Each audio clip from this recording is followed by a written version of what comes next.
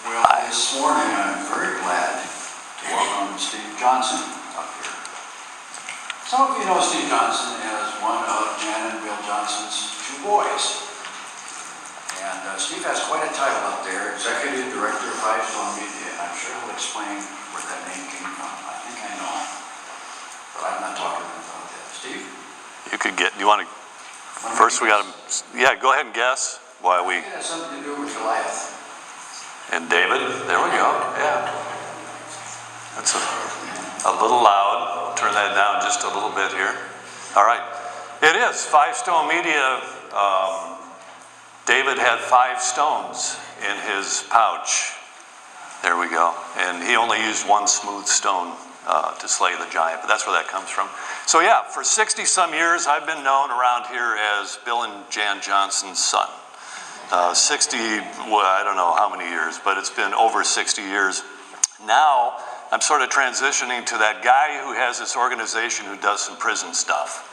And that's what I'm going to talk to you a little bit about today. But I can remember, this is like coming home. So in the early 70s, this part of the church was constructed here.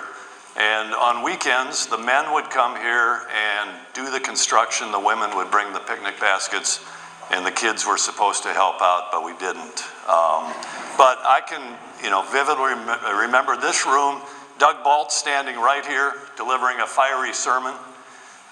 Keith Woodbury leading the hymns.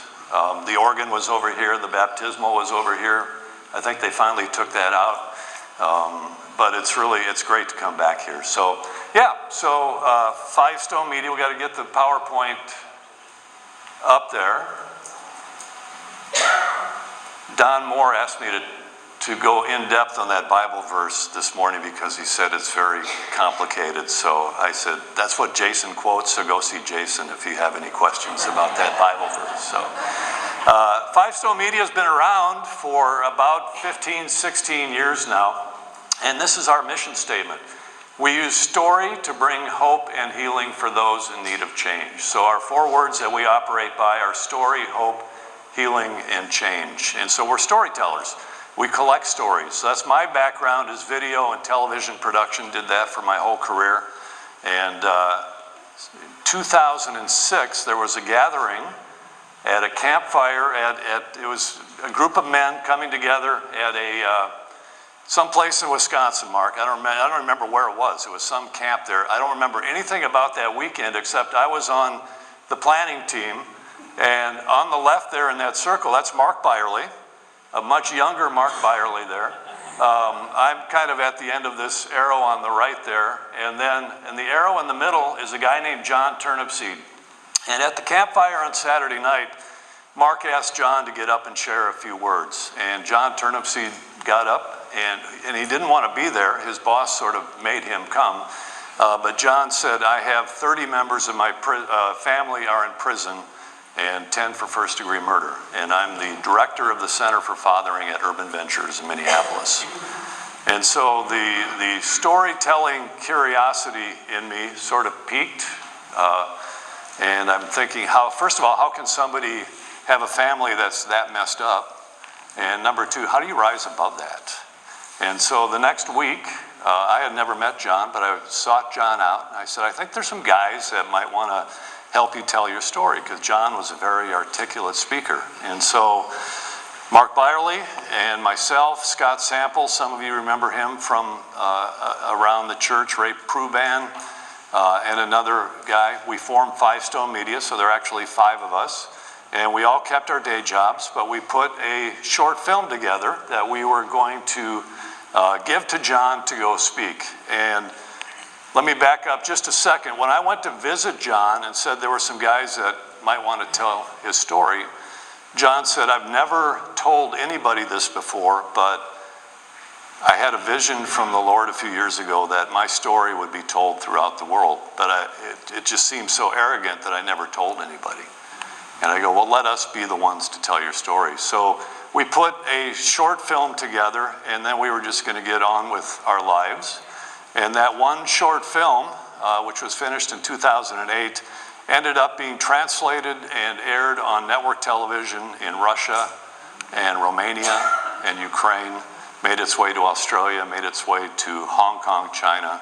And remember what John said, he had a vision that his story would be told all over the world. So we thought we were done, right, Mark, after that first film?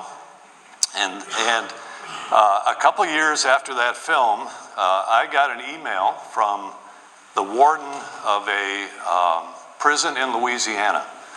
And she said, I showed that first film to my guys and they want to know what's next in John's story. So I called our director and I said, look, we've got to continue this thing. So we ended up doing 3 films of John called the Turnip Seed Trilogy. And then after that was done, we kind of wanted to do a brain dump from John as to how he really went through that transformative process. So we laid out themes and gathered some more stories like John's, and that became this video curriculum called Lifeblood. So it's a 12-part series that we started facilitating here in Minnesota. We started at the Stillwater Prison and Faribault prisons in 2015. We still facilitate it there. And the warden from the Shakopee prison approached us shortly afterwards. That's the women's prison here in Minnesota. She said, could you do something like that for women? And of course we said, sure, but we didn't know any women's stories at all. But somebody knew Ray Charles' daughter, Sheila Ray Charles, who had been incarcerated here. And so she kind of became our John Turnipseed for the women's curriculum, and then quickly 11 other women's stories were brought to us. And so I think 2016 or 2017, we started facilitating Lifeblood at the Shakopee State Prison. So right now it's in Minnesota at these places, also the Clay County Jail in Moorhead, and then outside of prisons at Urban Ventures in Minneapolis and Freedom Works, and that's what's called reentry facilities. Men and women coming out of prison and re-entering society. And now we're also partnering with organizations in 7 other states, or 6 other states, and Australia. There's actually a Lifeblood Australia that's been formed, and that's too long of a story for me to get into this morning, but it's pretty fascinating. But some guys that have been through Lifeblood, if this had existed earlier in my life, I don't think I would be in prison now. Another guy came and said, I came in with a broken heart, a wounded soul, and a lost mind. Lifeblood gave me something that I had given up on a long time ago, hope. And so it's really an honor for us to be able to do that. Now during COVID, all the prison stuff was shut down for a few years, and it's just now starting to reopen. So this is just a picture. This is Shakopee of a Lifeblood class there. That is our facilitator down there. Her name is Tabitha. She's also part-time on our staff at Five Stone Media as a volunteer coordinator. That's actually the chapel at the Shakopee prison. And it looks more like a little library than a chapel, but they call it the chapel, and that's where we do our Lifeblood class there. And then this picture here will be near and dear to Mark Byerly's heart, because these are guys that have graduated from Lifeblood recently. Some of these guys have been through Lifeblood a few times, and Mark and I consider them really good friends of ours, and we just love these guys. They've all done some horrific things. 4 of those guys have taken somebody else's life. 2 of those guys have taken more than one person's lives. But they have all made a commitment to follow Jesus in prison. And so they are new creations if we really believe in redemption. So in fact, we're going to see a couple of them tonight. We have a Lifeblood class at Stillwater tonight. And Stillwater's been in the news recently. And yes, there is no air conditioning there. And they go up, 4 levels, I think, in some of the housing units. So you can imagine it gets a little warm there when it's 90 degrees out there. So that's kind of what we do. I'm going to tell you in a little bit what we're working on right now. But about a year and a half ago, we approached the Hennepin County Jail and said, we would like to bring Eagle Brook services into this jail. What do you guys think? And we'll bring it in on a DVD and we'll play it on a DVD. And there was a sergeant there that said, I think that's a terrific idea, but we have no money. We have no equipment to do something like that on. So Eagle Brook actually built us this wonderful road case that we take into Hennepin County Jail. And that started about a year ago. So this is the Bible verse that you hear Jason quote. I need clothes and you clothed me. I was sick and you looked after me. I was in prison and you came to visit me. I don't know the theological, all the implications of that, Don, but I do know that when we're in there working with inmates, something spiritual happens. And we tell the guys and the gals that when we go, it's the best 2 hours of our week, and we're not kidding. So this is what it looks like inside the Hennepin County Jail. That's 2 different groups there. That's just the front half of the rooms. You can see the road case that we use there with this big screen television, but we go in there on Mondays, and we do 2 groups there on Mondays at noon and 1:15. And then we also have a volunteer that takes Eagle Brook services into the Crow Wing County Jail up in Brainerd. They have a group for men and they have a group for women up there. And then just recently, the Department of Corrections here started a faith channel, and we are happy to say that Eagle Brook services air on the DOC faith channel in 7 prisons at 10 a.m. on Sunday morning, which is obviously a great time slot.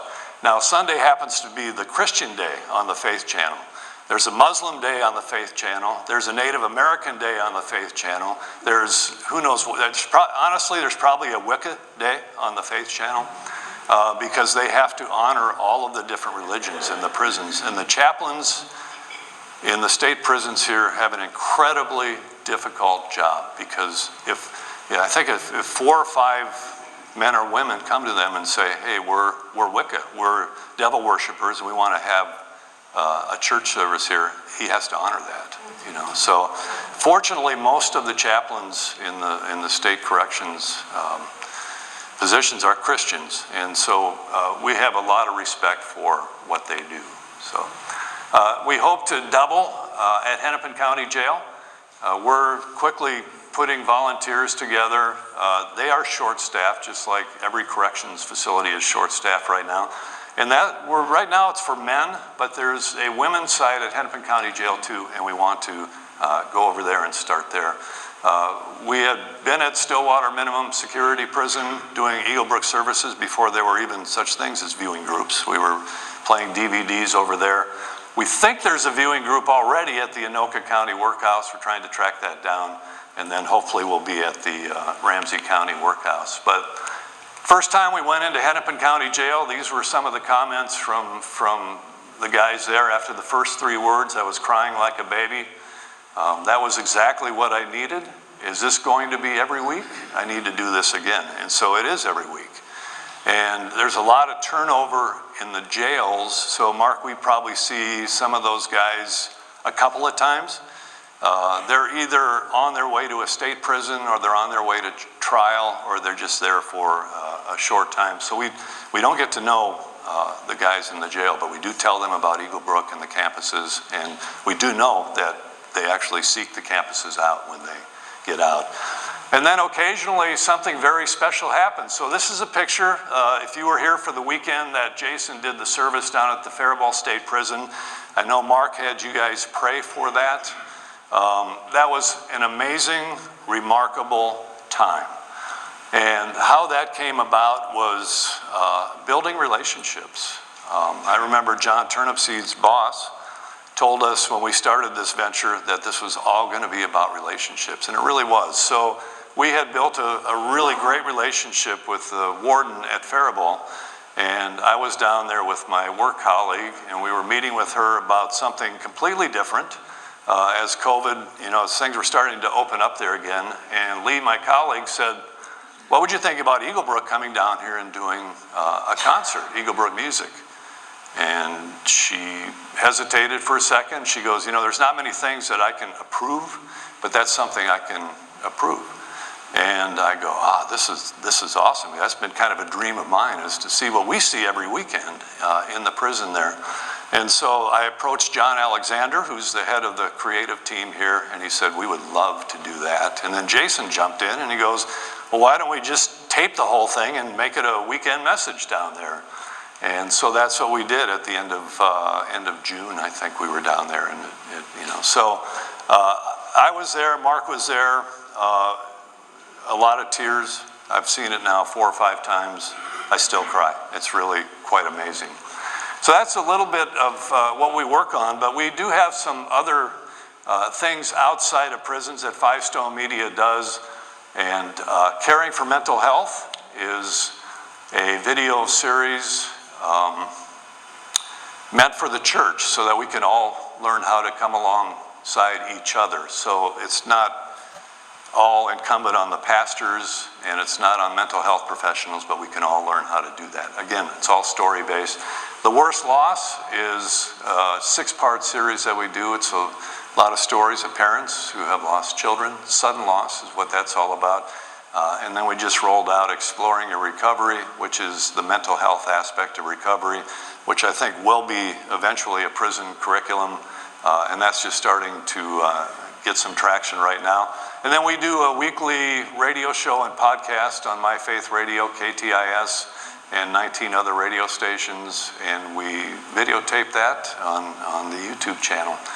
So this is kind of what we're doing right now. So it's a follow-up to our program, Lifeblood. So men and women that graduate from Lifeblood have asked us, what's next? What can we go through next? And we've never had a good answer for that. But now we do. So we're calling it Life Edit, and we're going to pilot it this fall with one of our prison partners down in Georgia. But these are some of the things that we will be taking men and women through. Thoughts, relationships, decision-making, setting goals, taking small steps, and then making a life plan, which is something that they've never been taught. Most of them are fatherless.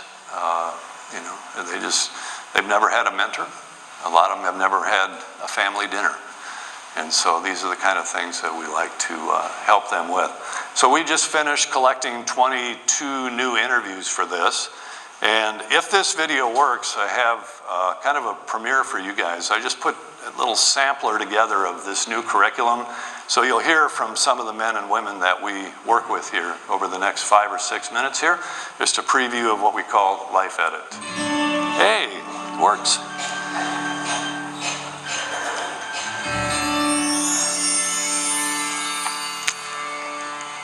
I was into some substantial stuff. I ended up moving to Georgia and Atlanta and got into major drug areas in Atlanta, Georgia. And for years, I didn't even use. I just made money. Then we get into the spiral of starting to use, and here we go down to the bottom. And I found myself, my daughter, my older daughter, homeless, almost, and not knowing really which way to go. When I was 17 years old, running with a different crowd of folks, someone had asked me if I could give them a gun that they wanted to use, and I said yes to that. And the guy who at that time was a friend of mine needed a gun that he wanted to use to kill his father. And I didn't think too much of the request at the time. I just was like, yeah, I can get you a gun, because that's the quote, the image I wanted to portray. I wanted to portray this image of this cool guy who can get anything, do anything that you need done, I can help get it done, whatever that is. And so I was able to get a gun, and he used that gun to kill his dad. This will be hard for people to hear, but I turned to pornography. Even at a young age, I was exposed very early, and I was arrested December 13th of 2016, and it was the worst day of my life and the best day of my life. I grew up around alcohol, arguing, alcohol abuse, drug addiction. So about 11, I started repeating the cycles. During this time, I got pregnant by an older male that came in the community. But being I was only 18, still drinking, me thinking I can hardly take care of myself, what makes me think I can bring a baby into the world? So I got my first abortion. And I didn't think it would have effect on me.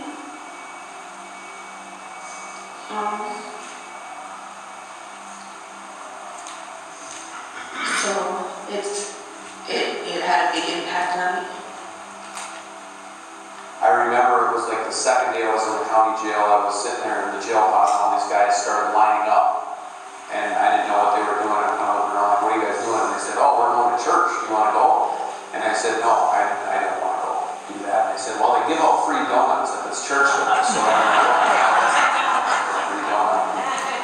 When I went there to the church service, I just heard this volunteer. He started talking about, Jesus and God and faith and just this whole thing in the Bible in a way that I had never heard before. I didn't grow up in the church. My family, we went to church just kind of 2 times a year on holidays or special events like a wedding or something like that. We'd go to a church, but I didn't really grow up in faith like that. So when I was hearing these things of love and forgiveness, I was hearing them for the first time. And when that volunteer made an altar call at the end of that and said, who wants to give their heart to Jesus? I raised my hand and said, I do. My daughter was just in town this past few days, and we rehashed a whole lot of stuff. She's 49. And we talked about some issues that came up, and she had to go to a psychiatrist and go through the whole thing. And she said, Daddy, I didn't really have a problem with what you were doing. I knew what you were doing. She said, but when you left me by myself. Because I went to the store one day and never came back 6 years.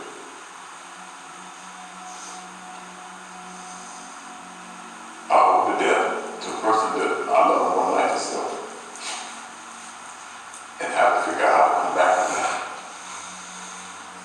The day I was in my cell at the time, when I got out, it was even worse. Because I didn't know what I'd do when I was there. If she would even accept me. Excuse me.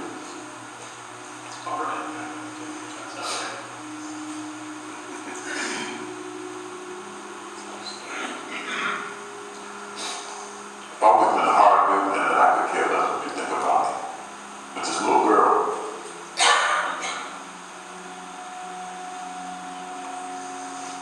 who would get up and go to school even when I wouldn't even come home. This little girl who graduated from college with honors. This little girl who loved her daddy to death because she didn't have anybody else. Was left out there for the wolves, man. I really started to just understand that my role in life does not need to be on stage. And so a lot of the decisions I'm making now for myself and my family are what can I do to make things better and to the low profile.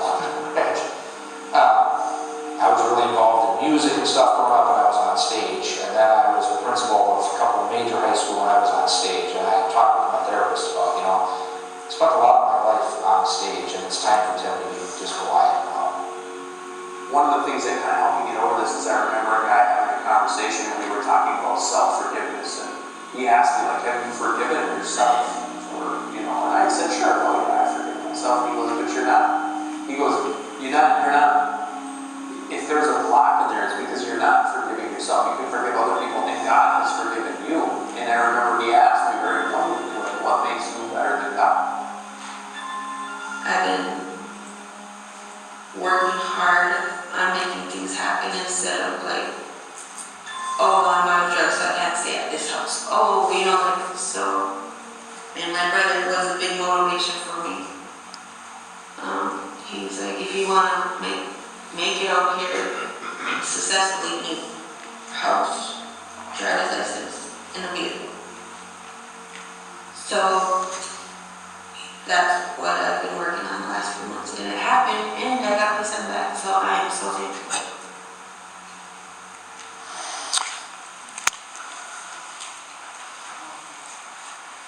So you're the first ones to ever see that video. I just put it together yesterday for you guys. We call that a premiere in the video business. Stories are powerful. And that's why we use story to bring hope and healing for people that need change. And they all need change. And their stories resonate with people that watch that. So One volunteer opportunity, if anybody's interested, we are developing right now a prayer team, which we've tried to do for years, but we now have a volunteer coordinator. So we get a lot of requests. So the men and women we work with, we ask them, how can we pray for you? And so they fill out these prayer cards, and some are pretty amazing what they need prayer for. And so we're building a prayer team, so if anybody has any interest in joining that prayer team, you can see me. I'm going to hang out for a while afterwards, probably drop in on a few of the small groups. But Dick, I mean, that's what I got for you guys this morning. I appreciate you letting me come and share a little bit what we're working on. A ministry born out of Eagle Brook. Mark has a question. Yes, sir, in the back.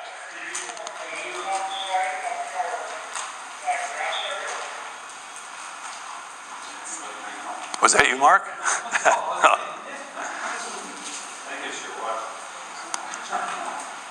Could you explain how we partner with Eagle Brook and how Eagle Brook supports us?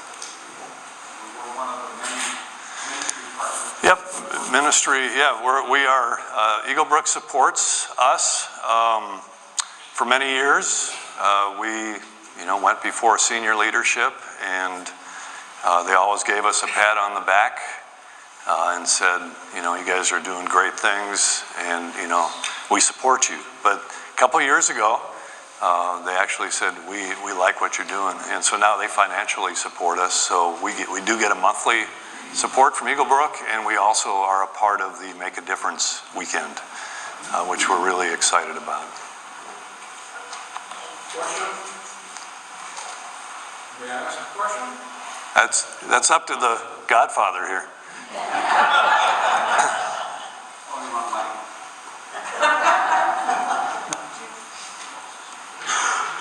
Go ahead. Question that Yeah. you obviously have a very successful program, in the prison thing, and I suppose other people are asking you, like you originally said, what are you going to do next? Yeah. You thought of dealing with a program like this in the colleges and universities, and then there's an awful lot of people being taught bad things, and they need help like this also. We've thought about that and other things too. We're a really small staff, and we just don't have the resources to do everything that we want. One of the things that is happening, there is an online seminary out of Sioux Falls that's taking all of our resources and offering it this year. It's called Luther House Seminary, so we hope to see that grow. Okay. At this time, we'd like to dismiss the small groups, and as Steve said,